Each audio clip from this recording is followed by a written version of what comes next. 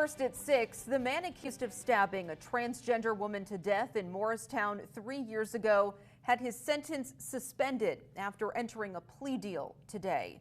46-year-old Seth Brunell pleaded guilty to voluntary manslaughter in the killing of 29-year-old Fern Feather, ending a 3-day-long jury trial. ABC 22's Matt Holderman joins us now live in the newsroom to recap the case and tell us more about this plea agreement. Yeah, Lauren, that's right. Well, the state originally charged Brunell with second-degree murder for the stabbing death of Fern Feather, and that's what he was on trial for this week.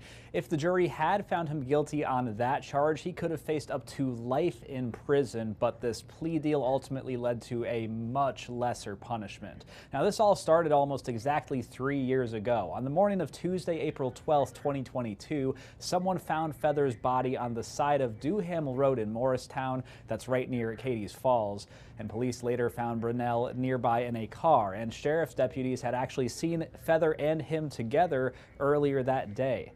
Brunell told police he was defending himself after Feather made an unwanted sexual advance on him, but there was no evidence that a struggle ever ensued between the two.